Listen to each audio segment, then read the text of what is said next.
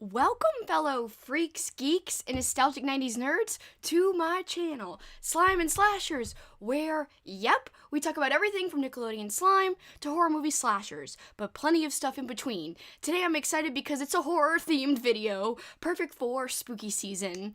And I do apologize, I can hear that my voice is hoarse. I've been sick for about a week and a half now, so I apologize for the crazy voice, but it is what it is. And also, I'm kind of turned around on my set here today. We're facing a different angle than we usually do when I stream, or when I even record videos, you know. Either way, I usually am facing like this bookcase back here, instead of at this weird angle. But it's a different angle to see, and we'll make it work. So hopefully the sunlight streaming in doesn't bother you, but it's a beautiful day. And it's a fall-like day, because it's actually cool outside right now, which I'm very excited about. So today's video is all about, as I kind of teased, horror, but specifically my top 10 horror movie theme songs, which really, I mean more like scores. A lot of the songs don't have lyrics. I think one or two do. Otherwise, it's mostly instrumental score type of music.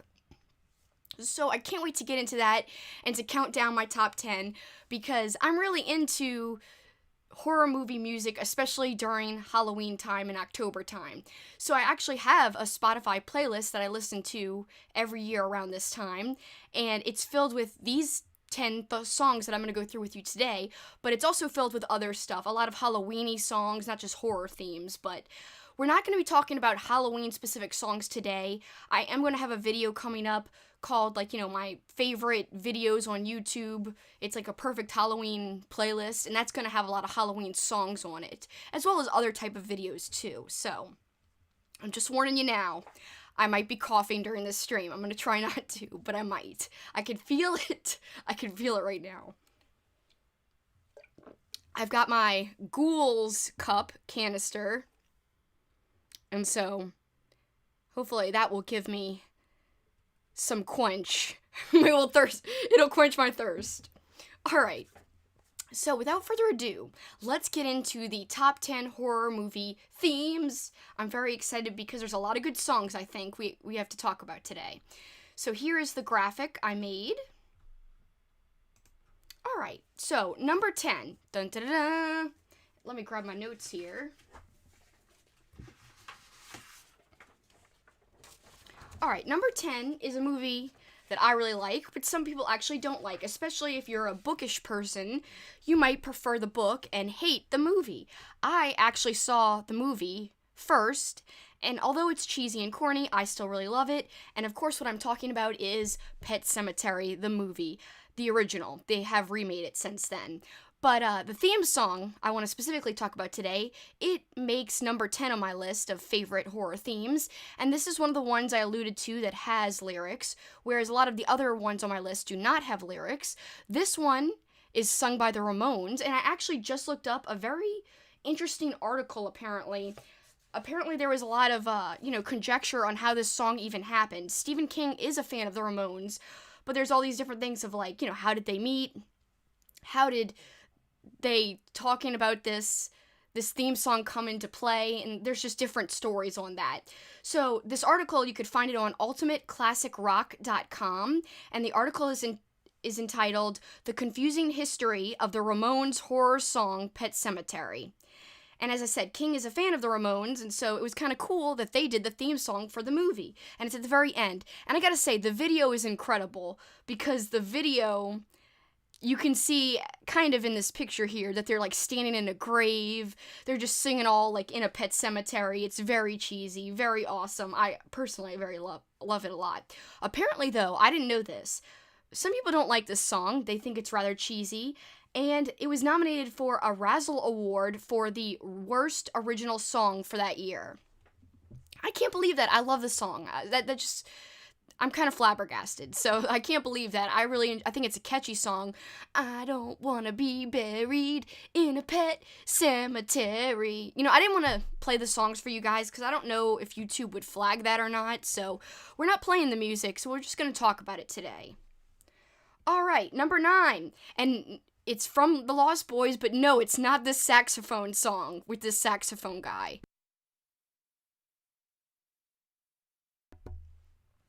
It would have been fun to include this as one of my favorite songs, but it's not. It's just this guy playing saxophone. The real favorite song, as you can see the title here, my favorite number 9 song of my top 10 is Cry Little Sister.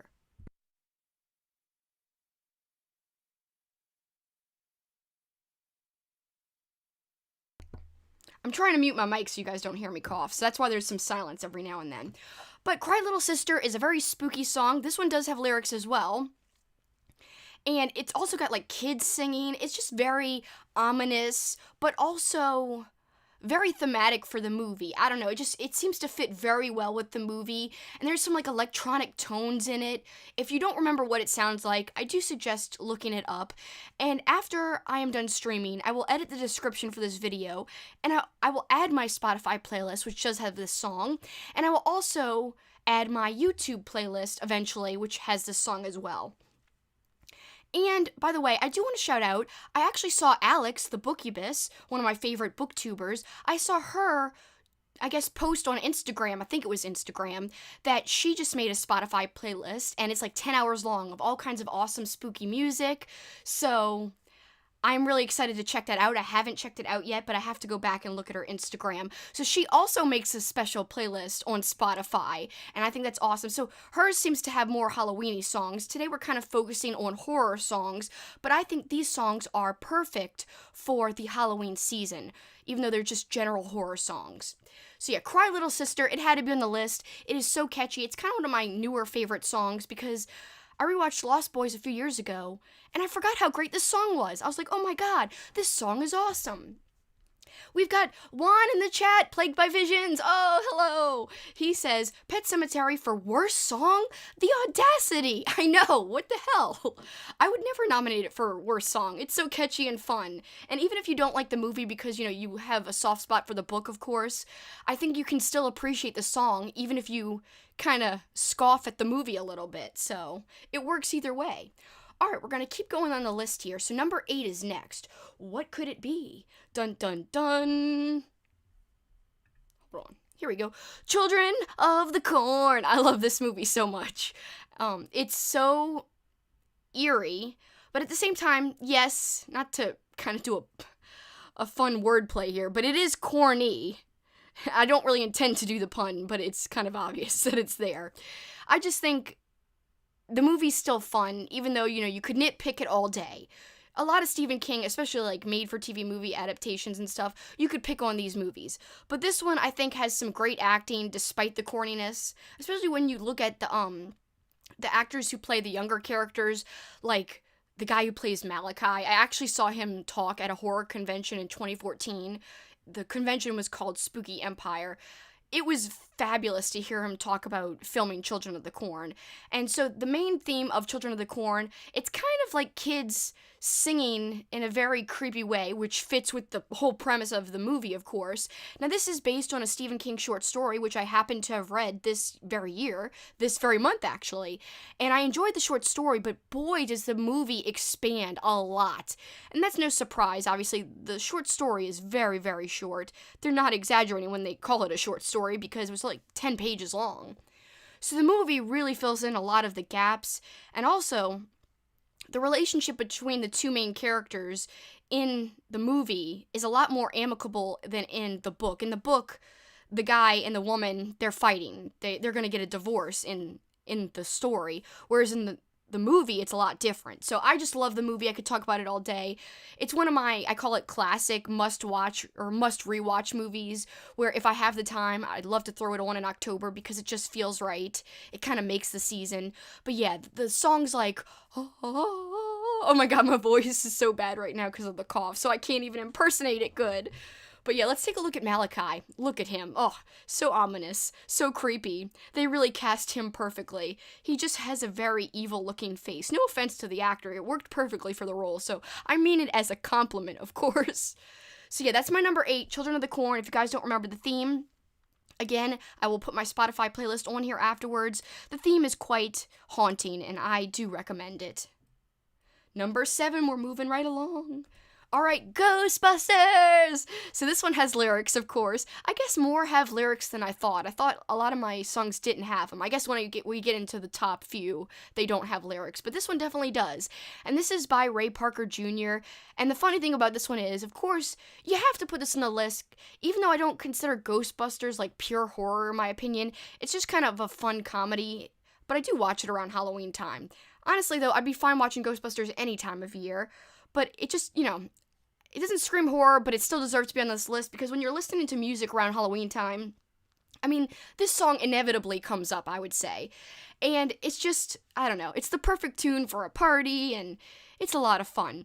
But what's really cool is the video. So if you guys have not seen the video, it is so absurd. Ray Parker Jr. is like chasing around this lady in the video. It's almost like he's stalking her and being like a creeper. I don't know, like she's trying to go to bed and all of a sudden he like pops up from under her bed and she's all freaked out like, what are you doing under my bed, dude? It's like so weird. And he keeps following her around. He's like up the stairs and she's trying to run away. It's like, man, this comes off like really kind of, I don't know, cringy in a way, but it's still fun. The video is hilarious. It's so of its time, let's just say that. It's a great time to just go back and rewatch that, and especially if you guys have maybe heard the song 1,000 times but never really saw the video, I got to recommend you go check out the video specifically. Okay, moving right along. Number 6, a movie that doesn't get talked about too much, but that I honestly really love because it's one of the few movies I've ever watched that have truly freaked me out. I mean, there's been a few here and there, but this one sticks out as definitely being very scary for me. I remember where I was the first time I saw it. I remember having nightmares that night. Nothing affects me like this anymore, but back in the day, I was only a teenager when I saw this. So I guess things affected me back then, but this is the remake, of course. There's 2 versions of The Hills Have Eyes, but I'm talking about the main theme from the remake, which is from 2006, and it is one of the most creepy it has like an industrial feel, which is kind of ironic because it takes place in the desert where there's really nothing going on. There's really just destruction and devastation from these government experiments, and that's what makes it so scary. And there's just this thumping bass-like sound in the song. It's like bump, bump. I can't even do it justice. I really wish I could play music for you guys in this stream. I'm just afraid it's gonna get flagged. But I have all these memories of this specific song. Like I said, the first time I saw it, yes, but even after that, even when the movie stopped scaring me as much, I feel like the song stayed effectively creepy and disturbing. And I don't know why that is. I guess music really hits a nerve sometimes, and that's why I think music can really make or break a film. I think sometimes a score can just add so much. I mean, on one of these documentaries, it might have even been a very recent documentary, where they were talking about, you take an 80s horror movie like Friday the 13th, and you take out the awesome soundtrack and replace it with something else, and the scares are actually totally less effective. So that just tells you how important, these themes are, not just for regular movies, but specifically very important, it seems like, and it feels like to me, for horror movies. And I think that's the case with The Hills Have Eyes.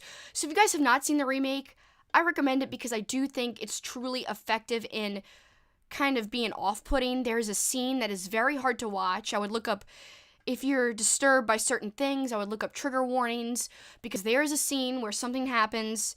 It's kind of shown here on the poster. It's a very hard to watch scene, and that's what really kind of makes the whole movie extra disturbing, is this one scene that you see on the poster. I'm not going to go into details, just look it up if you are concerned that there could be something you don't want to see that might really put you off. So, yeah, I personally think it's something that kind of is so off-putting and gross that it makes it a good horror movie, if that makes sense. I really like watching this. It's a rewatch that I watch all the time. I have to force myself to not rewatch it every year, because this is one of those movies that I would rewatch all the time if I could, because very few movies make me feel like this one does. And the main song, it's actually got a name, so it's called The Forbidden Zone, and technically it's attributed to, and this is all one word, Tom and Andy, composed by Tom and Andy. When I looked it up, that's what it said. Tom and Andy is all one word, like, squunched together. So that must be their composing name. I'm guessing it's a partnership, and they just go by Tom and Andy, squunched up. So yes, The Forbidden Zone. Check it out, and you'll see what I mean by, being really creeped out after you listen to it. Especially if you listen to it at night, or like driving in the car at night. Oh my god, that is like the creepiest time to listen to it. I've done that before because I have it on a mixed CD. Then when I would drive at night, I'd be like, I'm scared to get out the car and go to where I have to go. Alright, moving right along.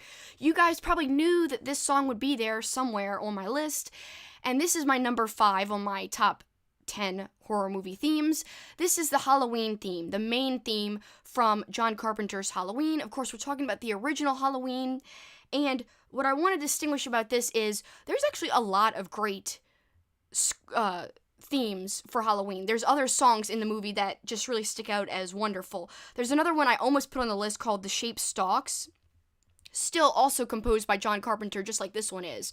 So not only is Halloween directed by John Carpenter, but he also composed the music, and he did that for a lot of his movies, and that to me just is so impressive. Every time I think about how he composed his own music, it just blows my mind. And the thing is that is really cool is that Carpenter uses these electronic sounding songs, but they sound really eerie and effective. It doesn't sound too, like, techno-y. It doesn't sound too off-putting or robotic. Somehow it fits and works perfectly. He knows how to hit the right notes and the right tempos to get us, squirming in our seats. So this one had to be on there because it's a classic in my opinion. But easily I could have put other songs from the movie, like I mentioned, The Shape Stalks. I would check out both the Halloween main title theme and The Shape Stalks if you want a very classic vibe for this time of year. Alright, and moving right along. Number 4, one of my favorite movies of all time, Dario Argento's Suspiria. I think it's such a wonderful film. I can't say enough about it. The color of the film is so rich and so deep. The art production is out of this world. I mean, it's just beautiful to look at. You could complain about some of the dubbing, but that's just the way Italian movies are made. The dubbing doesn't match up really with the mouths. That's just how it is. But the main theme song of Suspiria is what I want to shout out here, and that was performed and written by the band Goblin, who I almost saw in person, but we were coming home from out of town on a flight, and they already had started their concert. We would have never made it. But oh my god, so close to get to see them in person, but no, I missed it. Plagued by Vision says, I saw Carpenter perform his music live. Oh my god, the man is incredibly talented as a director and a musician. I agree, Juan. I can't believe you saw him live. I am so jelly, but in a good way. I'm glad that you got to see him. That is incredible. What a great story to tell that you actually got to see him perform music. That is so unique. Oh, I'm so wishing that I could have that experience too, but I'm glad you got to. That is so cool. Like I said, I wish I could have seen Goblin. I could have been saying right now, I could see Goblin perform, and I think they were performing Suspiria. Now, they have other music that I like, which I may or may not mention later. We'll see. Alright, moving along. I love this song. It's underrated as hell. So this is called the Resurrection Waltz, and this is from the movie Hellraiser. And I don't want you guys to get confused with the main theme from Hellraiser. The main theme is kind of slow, and it's a lot different than the song I'm pointing out. So if you search for Hellraiser theme song, you will not bring up the song I'm talking about. You have to type Resurrection Waltz or just Resurrection theme from Hellraiser, and that will come up on YouTube or on Spotify as well. This was composed by Christopher Young, and it is a beautiful song, and I actually have watched some behind-the-scenes features about the music of Hellraiser, and I remember Christopher Young saying that he wanted something classical, but still upsetting. So that is why when you listen to the Resurrection Waltz, it is a very beautiful piece of music. It could have easily worked in another type of movie. It didn't have to be put into a horror movie, but this song is accompanying the scene where essentially Frank is almost, his body is coming back together a little bit. So he's coming back from goo, essentially, in the floor, and his skeleton is taking shape again, essentially. And you're seeing all this gross stuff just from his body zipping back together, essentially. And you've got that gross imagery and a stark contrast of this beautiful waltz type of music, and it's just so crazy that it works somehow. So I honestly love that.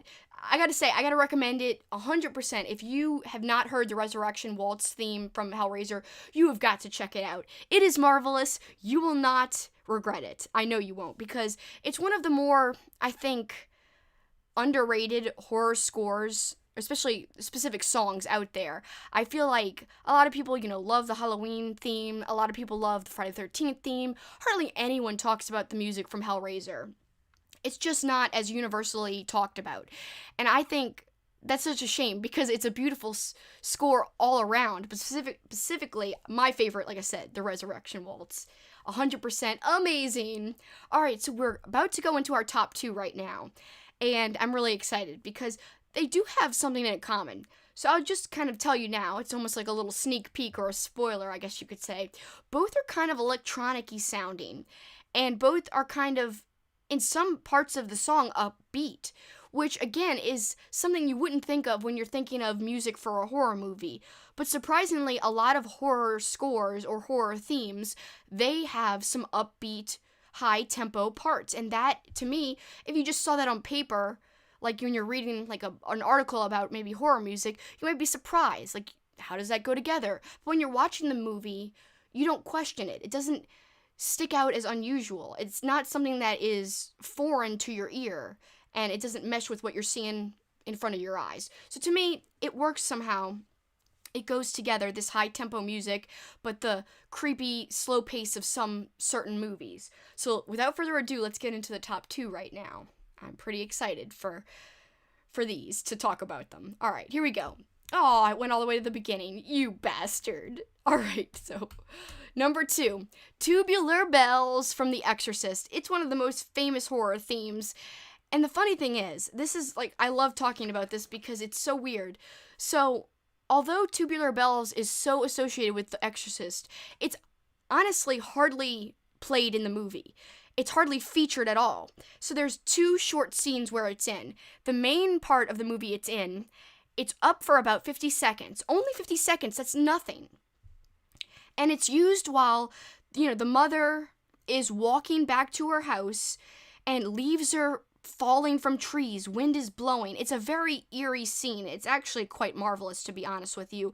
And there's actually trick-or-treaters, so I think it's Halloween. There's trick-or-treaters on the street, and then they're playing the beginning of Tubular Bells. And like I said, it's very short, and then they use it in another scene also for a very short time.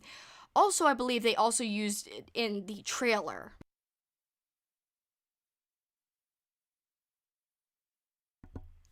But it's so effective, and for some reason, people really associated the song with the movie. And it honestly goes really, really well. So the beginning of Tubular Bells is very ominous. It's very slow. It's very, I don't know, something's wrong when you're listening to it. You're like, this is just very strange sounding. And that's why I think it's so effective. But when you really listen to the whole song, so like if you look it up on Spotify, let's say, towards the end, there's this great, kind of electric piano sounding part, and it's very upbeat. It's towards the end of the song, and there's actually different parts of Tubular Bells. There's part 1, part 2, and I think you should listen to the whole thing, because even the funky part, I call it funky because I don't know how else to describe it, even this funky part later in the song is still really appropriate for Halloween time and for horror lovers, because it just goes with that type of vibe for some reason, even though it's more upbeat towards the end. All right, and here we go towards the second, here we go towards the top of the list. Number 1, we're going to go to, I love this song so much. It's kind of a recent favorite, and this is the song for Profondo Rosso, also known as Deep Red, which is another film I mentioned earlier, a film directed by Dario Argento. We mentioned Suspiria. This one is also directed by Dario Argento, and it's called, like I said, Deep Red. And the song, again, just like the Suspiria song, this one is composed and performed by Goblin. And again, this one is upbeat. It's kind of got like an organy sound. It's got an electronic sound, but it just reminds me of Halloween, of like classic horror. I can't really explain why. It's perfect for listening to in your car during the day when leaves are falling and it's got that crisp air outside, so you have the window down, you could feel that breeze in your car. I used to listen to this all the time on my CD, like on my mix CD for Halloween. So it's perfect listening for this time of year. If you haven't heard it, which I wouldn't be surprised if you haven't, it's not a super popular song. It is so catchy, and actually someone offered to make me my theme song for my channel, and I asked them, when they said what do they want me to, what do I want them to base it on, I said I would love for you to do a song that sounds like Profondo Rosso by Goblin, and I sent them the YouTube link to the song, and they're like, okay, and I'm so happy with what they gave me, because to me, it really sounds like the theme for Deep Red. And here is the DVD of Deep Red. Great movie. I actually just watched it for the first time a month or two ago. Really awesome slasher film. Lots of fun. Now, I gotta say, I loved it, but it doesn't beat Suspiria in terms of the movie, for me. I love Suspiria, that's my number one Argento film. But in terms of music, it's really hard to choose between Suspiria and Profondo Rosso, the themes, but Profondo Rosso definitely beats it out for me. I mean, like I said, it's difficult, but I can easily call this one my favorite, only because it's so catchy, it's so, I don't know, the vibe is amazing, it's totally October appropriate. Alright, that's our list. I'm so excited. Thanks, guys, for joining me to talk about it. I'm not going to stream super long since my voice is destroyed. It's terrible. Thank you, Juan, for watching. You're amazing. I really appreciate you. I just wanted to take a second before I close out to it's actually great and apropos that Juan is here, because I wanted to talk about how wonderful booktube actually is and how great and lucky I feel to be a part of the community. I just feel so happy to be a part of it, because horrortube and booktube have been such a great environment to like jump into, because everyone involved is so nice, including Juan. He just shouted me out on one of his shout out videos about horrortube content creators. I'm just so flattered to be included. Thank you again, Juan. And he mentioned so many talented people, and I have a lot of experience talking to a lot of the people he mentioned. He mentioned, Murs, and he mentioned my friend Olivia from AV Reads, which I think it's criminal she doesn't have more subscribers. She's got to get more subscribers. Her channel is incredible. She is so well-spoken. She is so intelligent. She is so thought-provoking, because she just mentions things that I would never think about when she talks about books. So to me, everyone he mentioned is so talented, and he himself is very talented. So I just started thinking, wow, all these creators, not only are they talented, and their work just blows me away, but the greatest part about it is they're so welcoming, they're so nice. I mean, I've had some of the best experiences crossing paths with some of these people that I'm mentioning. So I'm just so happy to be a part of this community, and I'm so glad everyone's kind of embracing me and welcoming me and not being like, get out of here, you're too new at this. I didn't expect that or anything, but it's just, I didn't expect everyone to be super nice either. People like Alex the Bookubus and Cameron Chaney, who's also really sweet. We talk sometimes on Instagram. I talk also with Alex sometimes. I mean, I just got asked by Murs to be in her collab video that's being released on the 21st of October. So I don't know. I just wanted to take a second to say there's so many great creators out there that you guys should be checking out. If you're checking me out and haven't somehow already checked them out, I gotta say, you gotta go find these people. Plagued by Visions, like I said, who's in the chat right now. Alex the Bookubus, Cameron Chaney, AV Reads, aka Olivia. Of course, Elizabeth Sagewood, one of my favorite people. I think you gotta check her out. I think she should have way more subscribers, too. So many amazing people. Murs from Harpies in the Trees. Great, great people. And I just gotta say, yeah, you gotta check them out, because they're putting out some great stuff right now. And they always brighten my day whenever they interact with me. And so I think that's very special. And I gotta say, from being in a different YouTube community, the wrestling community, it was still nice sometimes, but you just don't have that nice of people in the wrestling like media community as you do with the booktube, horrortube community. I just think it's special. It's different. It's not like the other community I was a part of, which wasn't bad. It just, was different. It was more formal. There wasn't this sense of camaraderie between creators as there is here in booktube and horrortube specifically. So I don't know. I just gotta praise everybody for a second because I thought it was appropriate. Wanted to just release that video and I was feeling feelings of, cheer after seeing it. And I was like, I must say something about how wonderful everything is in booktube.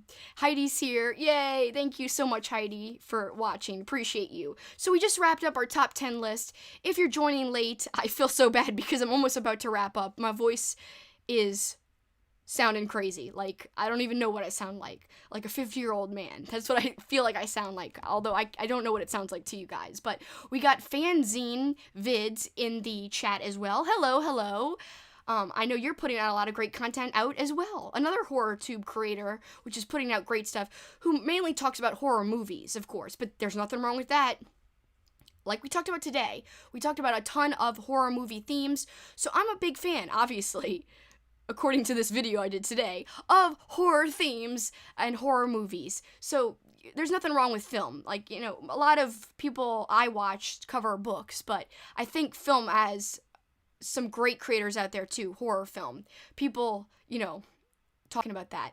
So, of course, Fanzine said he got here too late. It's okay, you can go back and watch it after it posts. It should post in an hour or two, I believe.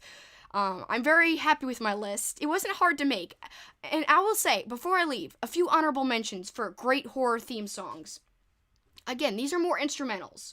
Alright, so I do want to shout out, we talked a little bit about Carpenter, but I want to shout out things that weren't on my list. The Fog, which has an incredible score.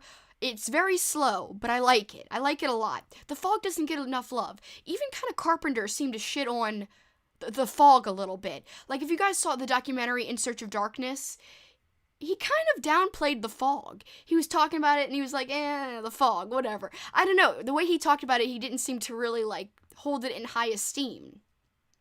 So, I was like, I didn't know why he felt that way about it, but I personally love The Fog. It's one of my favorite classics to watch over and over again, and the theme is incredible. So if you've not heard The Fog score or the main theme, check it out for sure.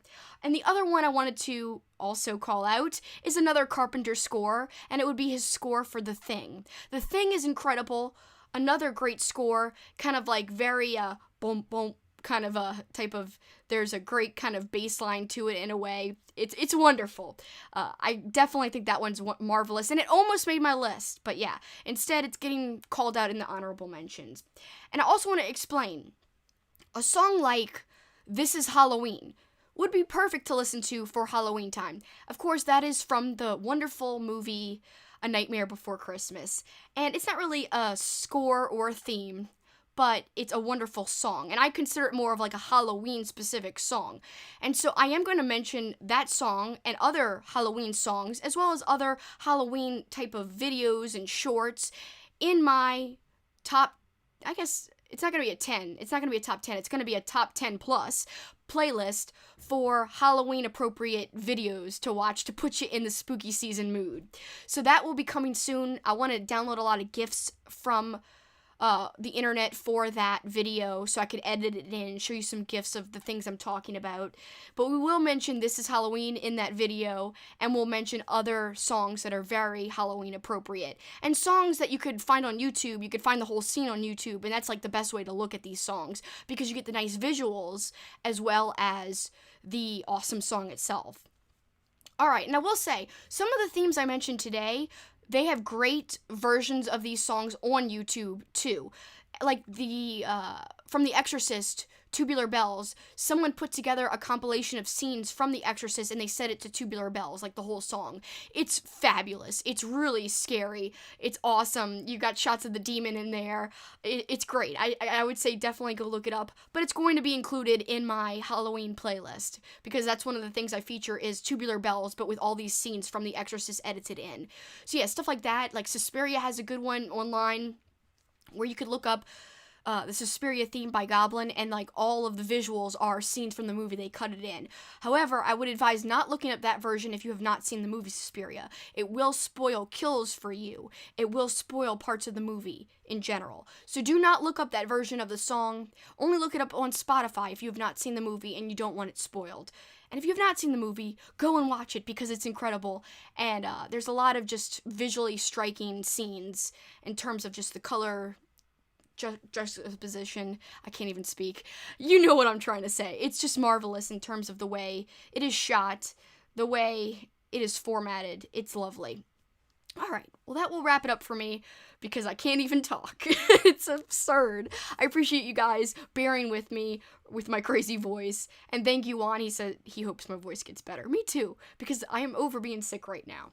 But for this time, that's it for me. Till next time, there's lots more fun stuff to come that is thematic for Halloween time. I'm still kind of trying to concentrate all of my themes for my upcoming videos to kind of be centered around Halloween time because, you know, I wait all year for this time. Why not make specific videos that are perfect for this specific time? Because we wait so long for it anyway. Might as well take advantage of it while we can. Alright, so till next time, keep on killing it, guys. Bye! Thank you so much. I'm gonna put up my goodbye graphic so you don't have to watch me say goodbye forever. If I could find it. Alright, here we go. Alright, guys, thank you again. I appreciate you all so much. Bye!